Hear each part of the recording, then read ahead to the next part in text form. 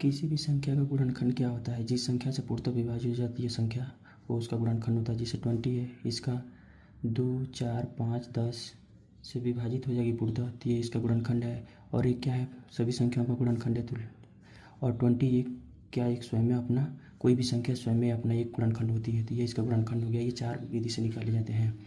पहला है ब्रिज विधि। इसमें हम ब्रांचेज में तोड़ते हैं, जब तक जोड़ते हैं तब तक प्राइम नंबर ना आ जाए। ठीक है।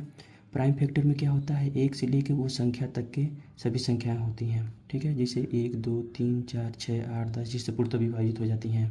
बट प्राइम फैक्टर में क्या होता है? केवल प्राइम नंबर होते हैं, जैसे 2 और 3 है। और प्राइम फैक्टराइजेशन अभाज्य संख्या का गुणनखंड क्या होता है?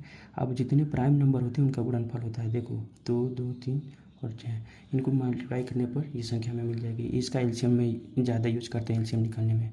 फिर आता है गुणा विधि। इसमें दो संख्याओं को आपस में लेकर गुणा करने पर जो संख्या दी गई थी उसके बराबर हो जाता है। देख रहे होंगे आप, इसका फैक्टर भी हो गया, इसका प्राइम फैक्टर 2 और 3 हो गया, इसका प्राइम फैक्टराइजेशन 2 2 इंटू 3 हो गया। ठीक है।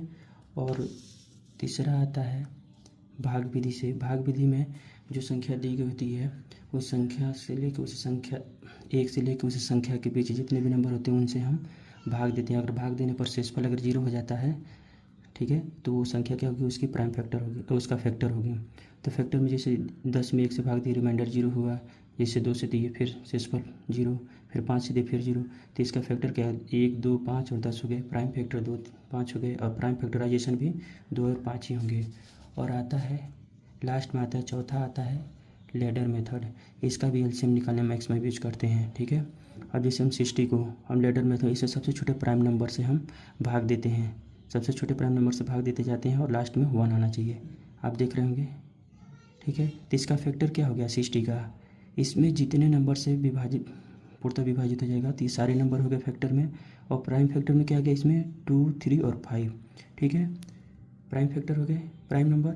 और प्राइम फैक्टराइजेशन में क्या आएगा? 2 2 इंटू 3 5। ये इसका प्राइम फैक्टराइजेशन हो गया। ओके दोस्तों।